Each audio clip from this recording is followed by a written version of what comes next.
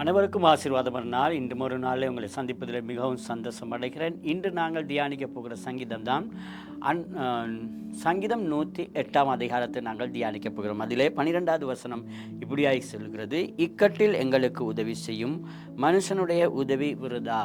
சில நேரத்தில் பிரியமானவர்களே, எங்களுக்கு தேவைகள் வரும் பொழுது நாங்கள் மனுஷனுடைய கரத்தை எதிர்பார்ப்பது உண்டு. இது நிமித்தமாக மனுஷர்களுடைய கரத்தை எதிர்பார்த்து நாங்கள் ஏமாற்றம் அடைவது அநேக நேரங்களிலே எங்களுடைய வாழ்க்கையிலே நடந்திருக்கிறது.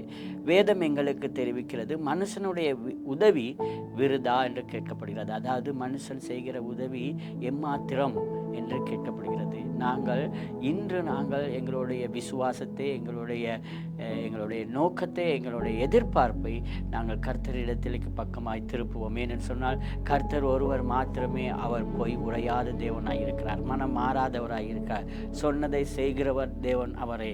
எனவே பிரியமானவர்களே, நாங்கள் எங்களுடைய இக்கட்டு நேரத்திலே, எங்களுக்கு உதவி தேவைப்படும் நேரத்திலே எங்களுடைய தேவனாகிய இயேசு கிறிஸ்துவை நாங்கள் நோக்கி பார்ப்போம். அவரை நாங்கள் நோக்கி கூப்பிடுவோம். அவர் எங்களுக்கு உதவி செய்வார். இந்த நாளே எங்களுடைய எதிர்பார்ப்பு நம்பிக்கையை தேவன் மீது வைப்போம்.